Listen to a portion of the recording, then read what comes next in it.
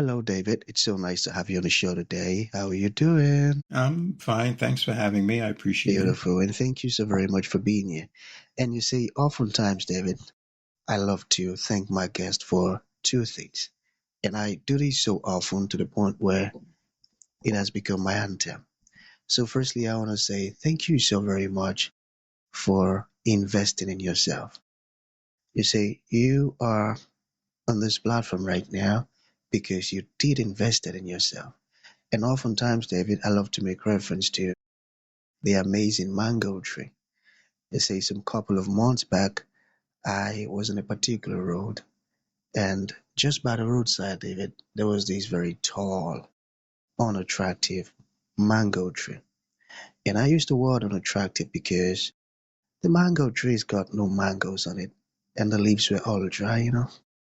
So I just walked past it and I went my way. Yeah. But you see, David, just recently, I was on that same road. And this time around, a lot's changed about the mango tree. The mango tree caught my attention pretty good from a distance, and immediately I got the urge to move so close to it, of which I did, and it wowed me because now the mango tree's got a lot of mangoes on it, beautiful green leaves and healthy branches, and not just mangoes now, David. I'm talking about ripe mangoes. It was such a lovely experience that day. I was so excited. Here's my point. The fact that you dedicated your time, energy, and resources to becoming the amazing David that you are today, that alone has made it really impossible for me to skip you. And that's why you got the request from me to be on the show because I was attracted to the fruit of all that you're doing. Your insights, your philosophies, the impact your work is having, how you're offering your solutions. These stuffs are amazing. And just before I sent you that request, I said to myself, I've got to benefit from these beautiful things David is doing. Not only me now, but even with the audience. And here we are today with the amazing David. So thank you so very much for doing that yourself. And secondly, thank you for saying yes to the invite. Because if you had said nope, there was nothing Elisha could do about it. Thanks so much, my man. Well, no, you're more than welcome, of course. I have developed a philosophy of how to help families because I've been a psychologist for 40 years, and the insights I've gained from that have become personal as well within my own relationships. Uh, Helping people, actually helping parents communicate with their children successfully has been pretty much my goal in my career. I specialize in families under stress. And oftentimes the stress is because they really cannot communicate on an emotional level. And so there's so many things that get in the way of that. That became my area of specialization. And it gets to be pretty serious sometimes. I used to do a lot of custody work. And in those situations, the parents literally cannot communicate at all. That's probably why they got divorced, and now they're not communicating well about their children, for instance. And now they get somebody like me involved to say, okay, how can we make this situation better? And how can we get this family to be more intact rather than two warring camps sometimes with the children stuck in the middle of it? So yeah, this work has been, excuse me, my life's work pretty much. I've actually just written a book about it, to tell you the truth. And my agent has it out there for publication, even as we speak, on exactly what I'm talking about and how parents can become what I term a soothing presence for each other and their children. Beautiful. They say it's amazing what you're doing because it's a very important aspect of life, I tell you. A lot of leaders out there, many of them, became so evil and corrupt because of this family issue. The parent not being able to communicate with them properly and having this beautiful relationship. So with what you're doing now, You're not only helping parent, but you're also shaping the world. It's amazing, and I love it. Thank you so very much. I Yeah, appreciate my that. man. One family at a Yeah, time, to tell you the truth. exactly. I tell you. I tell you. So you see, I'm quite excited to have you on the show today, David, for two reasons. Firstly, my interest in knowledge Hmm. seeking. I believe in order for one to transition from a terrible situation to that of a beautiful one, David, I believe it takes the application of knowledge, quality information, and not just knowledge now, but the application of it. And you see, my man, ever since I discovered that light in the Hebrew language means knowledge and darkness ignorance, I've been so keen to knowledge seeking. Hmm. Why? Because I do not want to remain in the dark. So that's going to make our conversation today very important to me and even to the listeners. And the second reason why I'm excited to have Okay. the Hmm. amazing David Yeah. on the show, yeah, is for the sake of the audience. They say, David, we live in an age where information is as abundant as grains of sand. We've got lots of information flying out there. So these folks trust me for quality, high opening, and very important information, of which I am totally convinced, my man, that our conversation is going to be insightful and impactful. So, for that reason, David, let's get started with your introduction. Talk to us about your personal or your professional journey, because right now we are so curious. We want to know how David got here. Then, afterwards, I've gotten some beautiful questions for you. Okay, David, over to you. Okay. Well, my interest in psychology, um, we can always go back to your own childhood, of course, and the communication in my own family was not good. And I felt very alone. And it was tough, And as I grew older and I got into college, I realized that there are people out there who actually do care. I met this wonderful family when I was at the University of Pittsburgh that really took me in as another child, another son. And it was a wonderful experience, which I had not had before. From there, the journey became a little different because while I was a psychology major, I was more interested in doing research. And I did research for 3 years and had a successful project, which I presented at a convention in New York City, which scared me to death, to tell you the truth, because I was 24 years old. And from there, I could have continued the work on grants and scholarships, etc. But I decided I needed more people contact than just being in a laboratory. So I volunteered at a state hospital for children, and that was quite an experience. These were very ill children on a locked ward, and from there, I became a counselor at a foundation in Philadelphia, and that made me determine that I wanted to go to graduate school in clinical psychology. And ironically, excuse me, ironically, the paper I was first author on, which was quite an achievement for me, got me into graduate school because Amazing. I was applying to, I was applying to psychologists who were not in clinical practice. They were doing research at the university. So hey, look at this guy's already published. So that was sort of a feather in my cap. But anyway, I've opened a practice, and I realized that what I needed to do is help these families. Uh, so many people come to see a psychologist when they're going through a certain amount of pain, and they've tried everything else. They've talked to their friends and family, gotten all kinds of advice, but somehow it hasn't really helped the situation. So they come to somebody like me and say, okay, this is what's going on, and what do I do? And one of the things that was really key in my understanding of what I was doing was when I was uh, had an assistantship at a really good clinic in Louisville, Kentucky, where I went to graduate school. And a very wise psychiatrist, who was the medical director of this clinic, asked me once, okay, David, what is psychotherapy? Well, thanks a lot, I'm a student. I'm supposed to get. So I start giving him, well, we're helping people, the usual things. And he just shook his head at me. He said, no, David, this is what psychotherapy is. Therapy begins where the words run out, where the words run out. And that was so true, because people, when they tell you what's going on with them, they always get to a place where they say, I feel this way and I don't know why. Or I do this and I shouldn't. Or they'll say, is that normal? Things like that, And I make note in my notes about when they hit those places, because that's where they don't have the words to describe what's going on.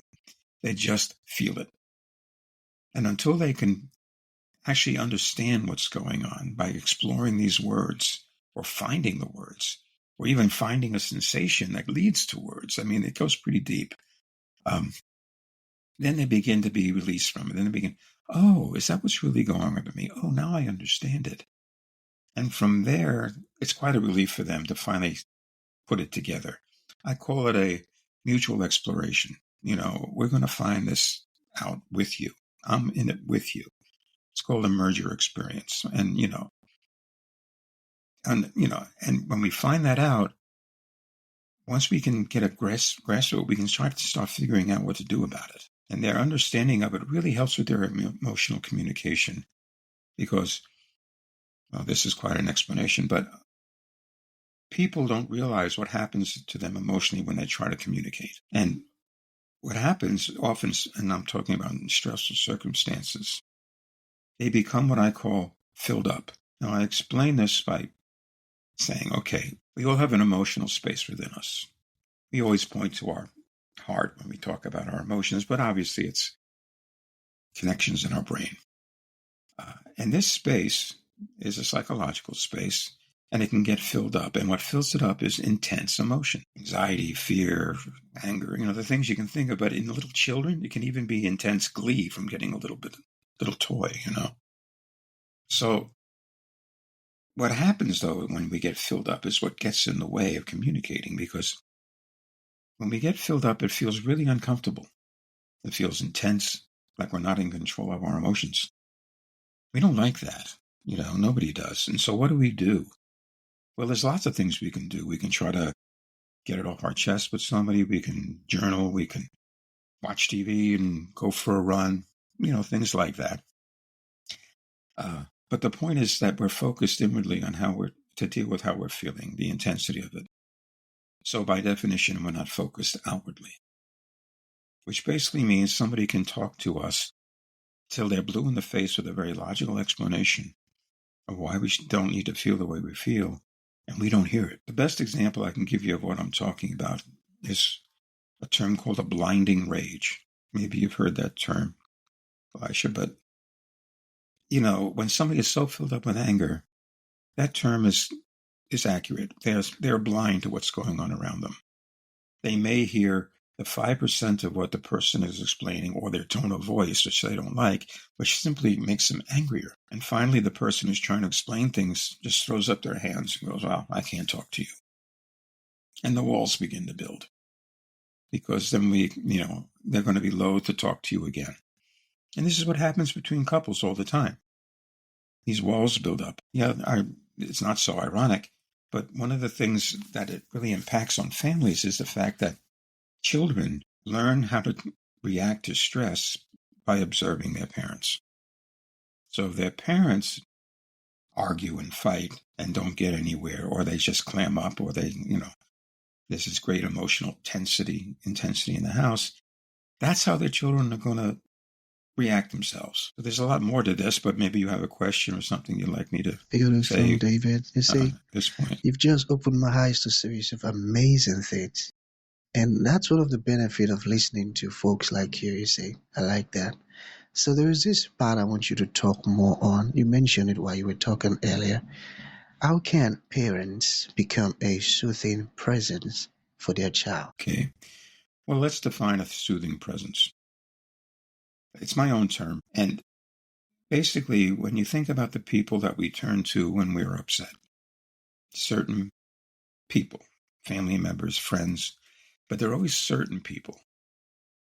We don't wear our heart on our sleeve typically and, talk to anybody. And these people invariably are people who are okay when we're not okay, you know.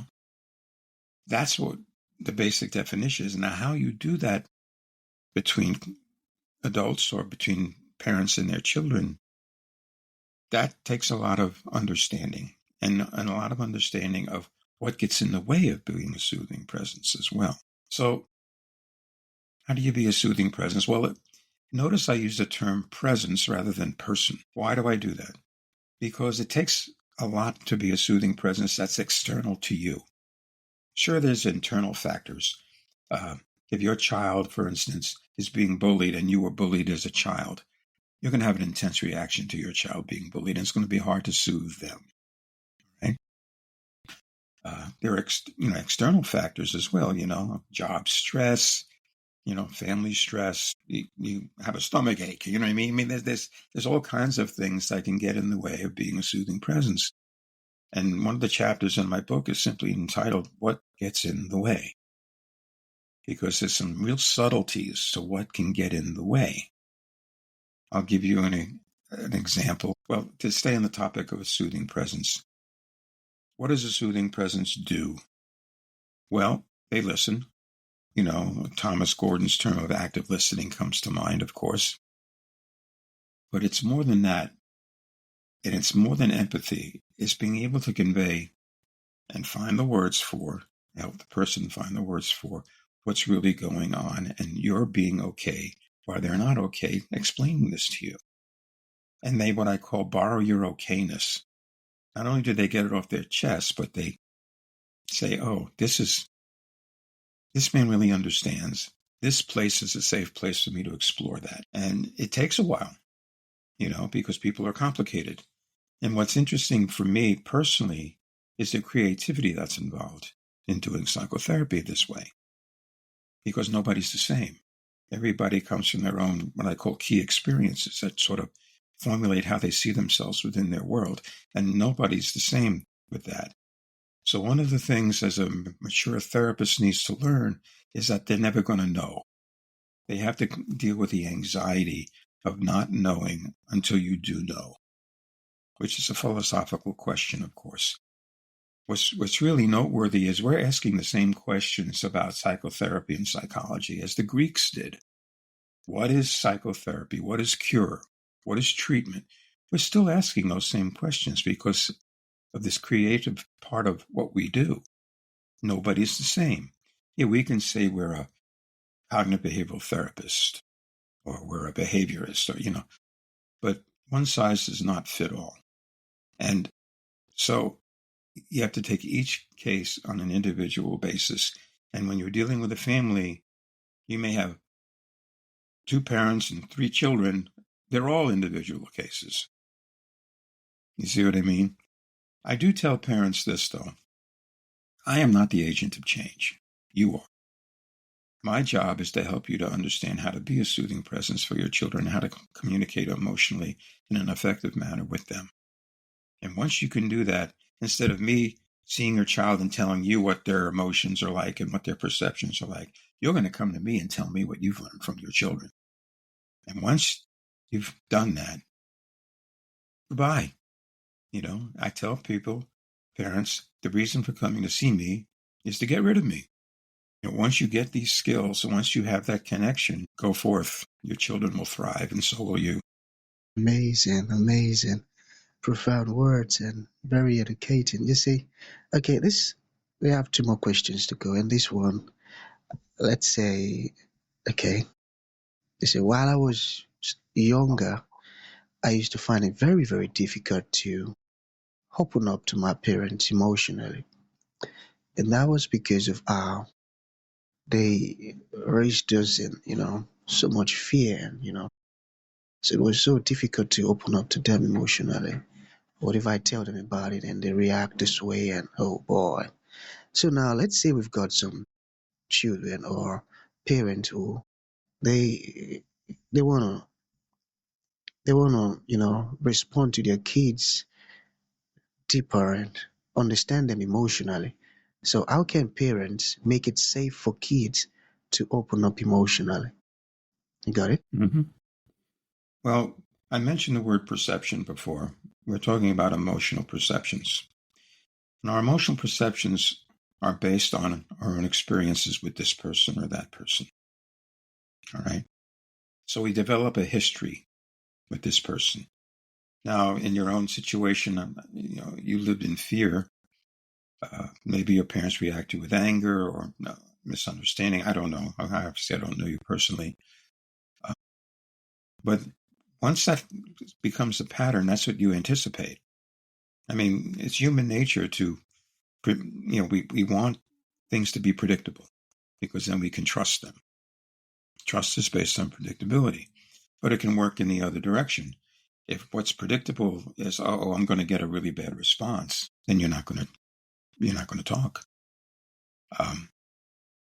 And I was mentioned earlier, the irony of this is that there are things that you do that parents can do other than the obvious, like put fear in their hearts, you know, uh, that can get in the way of communication. And believe it or not, this is going to sound odd coming from a family psychologist, but one of the things that gets in the way of effective emotional communication between, for instance, parents and children, although it can be between adults as well, is trying to make somebody feel better. Now, that sounds very odd, Parents are always trying to make their child feel better, right?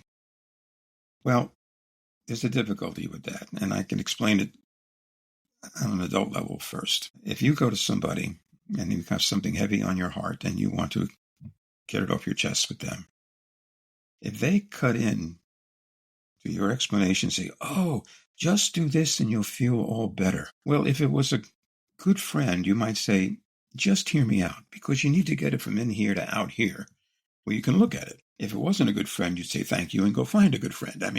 This is what we do. Well, it's the same thing, and parents do this all the time with their children to make them feel better. Oh, I went through that too, and this is what you do, and you'll feel all better. Well, a child's not going to turn to their parent. A 6-year-old's not going to say, Dad, will you just shut up and listen to me? I mean, he's not going to do that. He's just going to go, okay, Right. okay. And the parent thinks, okay, we've got this resolved until 3 days later, something similar happens and the child's still upset. I thought we talked about this. No, we didn't. You talked at me, but you didn't let me process what I was going through. So that's one example of the irony of this. I mean, there's some subtleties of this. Parents trying to distract their children, make a joke about it, which is belittling to the child's emotions, but they're trying to just lighten it up. Tell you the truth, parents are doing that because they don't know what else to do, and they're trying to make themselves feel better, like they're doing the right thing for their child. But it's not. And that's the point. And that's what I try to teach parents. Wait a minute, this is not helping, you know? I don't ever point a finger at a parent and says, oh, you're messing up, because every parent who comes in to see me, I've tried different things, and that's the first thing they're afraid of. Dr. Marcus is going to say, oh, you're really messing up. No, no, no, no, no.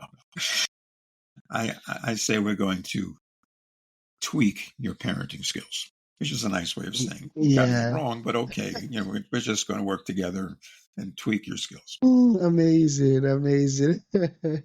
That's a smart word, and I love that. So to bring this to an end, David, what would you like to leave the audience with, like a final thought? And to those folks who like to reach out to you, open your services or programs, make a purchase of your book, or reach out to you or ask questions, how can that be possible? Sure. Well, they can reach out to me at my my website, uh, parentrx.org,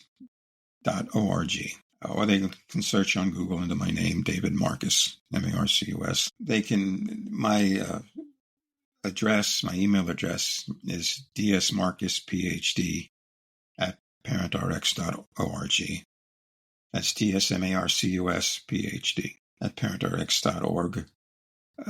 If I do consulting work on these things, when the book comes out, I'd love to come back and talk to you more about the book if you'd have me back. And to leave people with this, emotional communication is a skill. Okay, and learning a skill takes two things. One typically is a coach, which my situation, I'm the coach. And the other situation, the other thing it takes is practice. Like any skill, you kind of get good at it.